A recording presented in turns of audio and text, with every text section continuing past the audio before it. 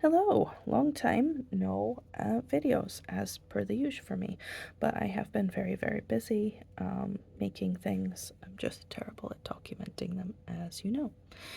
Um, yeah, so I've got a bunch of videos to make today actually, and I'm going to start with this one about one of three new books that I have spent the last week or so finishing.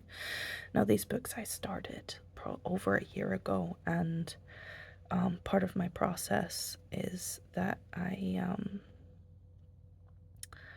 like to kind of wait for the books to tell me what they want to be instead of forcing them to be a concept. The concept kind of develops over time. I find that if I force it, I end up hating the process and the result. So it's taken a really long time for these books to come to fruition, but three more of them are finally done, and I will show you the first one now.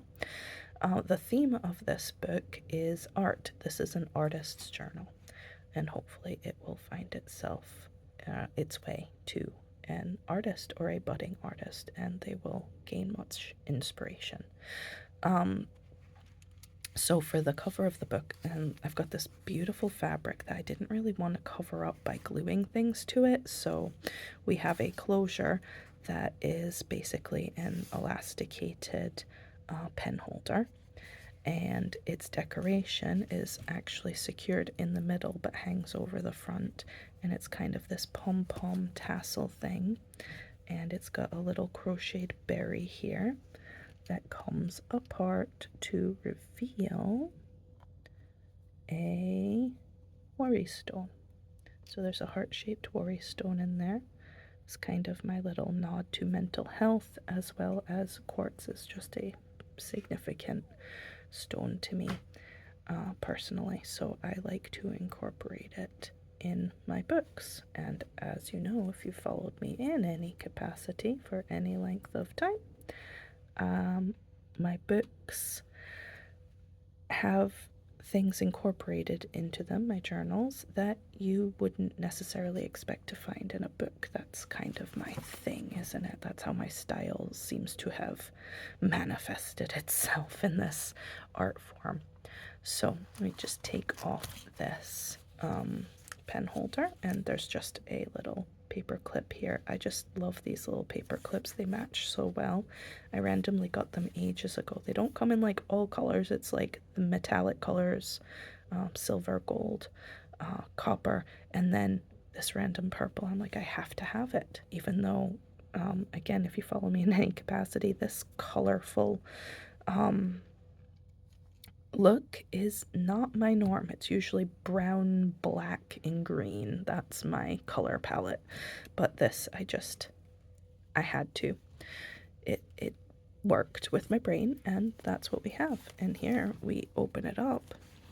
You can see more of the artist's tools. We have leads, or graphite, you know what I mean. Anyway, the refills for the pencil. We've got paper stumps for blending. We've got a brand new lovely eraser, and this is for sharpening your paper stumps. It's sandpaper, and that's what our tassel is actually attached to at the top. And I would have had it in the elastic this way with the sandpaper out because it looks a lot more attractive. However, the sandpaper was kind of interacting with this beautiful lace, and I didn't want it to ruin it, so I put it backwards just to keep the lace intact. So this is kind of just a bringing texture and color into the inside of the book with the matte black kind of cover.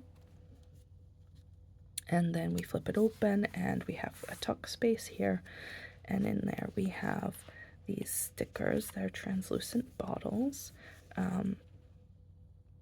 As you may know, or maybe I'm just telling you now, because this is the first video you've seen of my work, I like to not over decorate any of my books. I like to keep them as plain as possible, but still very beautiful and full of little things to inspire the person who will ultimately find the book, fill the book, complete the book.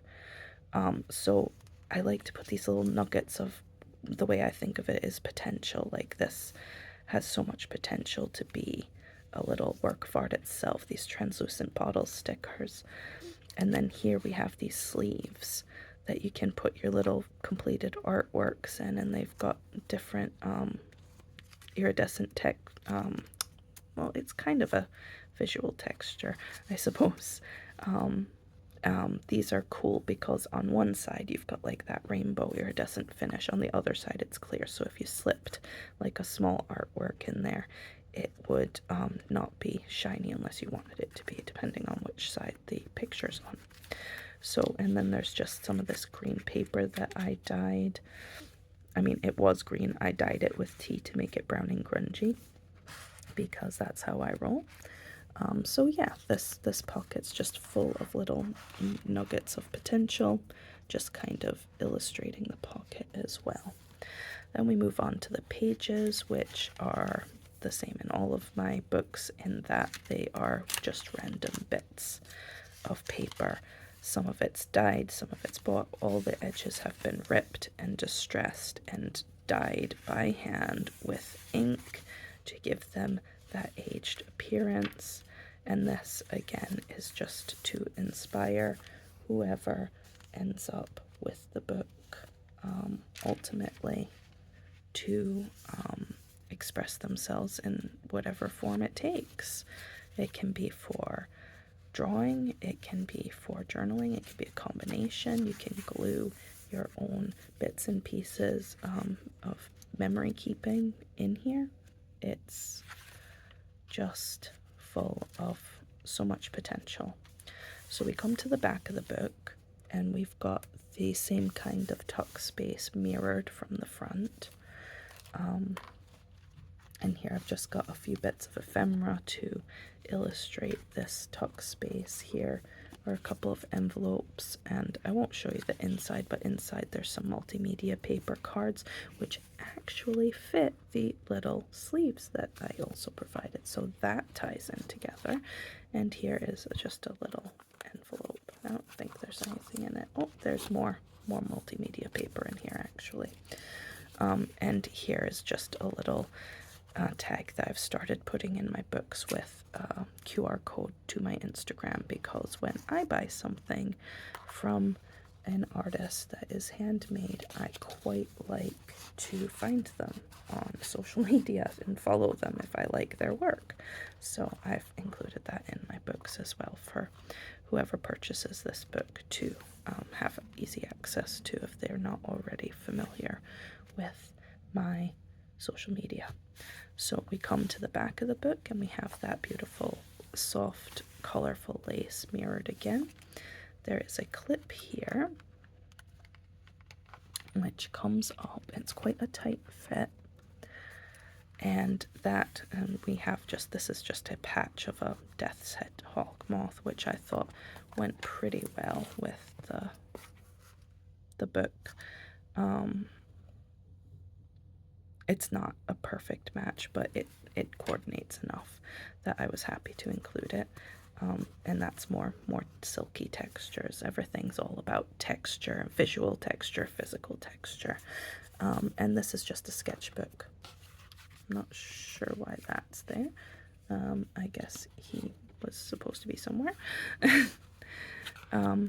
Actually, he can just live in this book. That's fine. It's just a little envelope. But yeah, this is just a empty sketchbook. And it matches everything, so that's cool. Here we've just got a little tag illustrating this tuck space, which is attached to here by accident. Just a simple tag with a little tufty tassel illustrating that this is a tuck space. This is actually a tuck space that goes all the way down. It's kind of more of like a giant belly band, I suppose. But here we also have a pocket, and this is all stitched in, very solid. And this is just a sticker I had that I thought kind of went nicely with everything. and it's just a little removable kind of pad, and this is where I've brought that green paper. It's all green and purple and brown, and so there's a little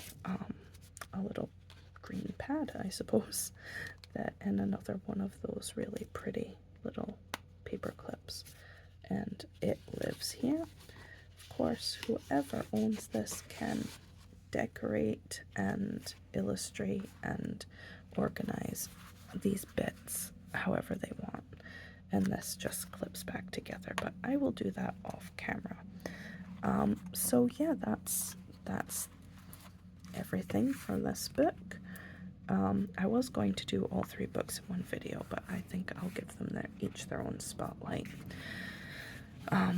Yeah, it's finished, and I'm quite happy with it. This is the first time I really did an artist-centric book, but it wanted to exist, and it's very colorful. Bit unusual for me, but yeah. That's all for this video, and I will catch you later.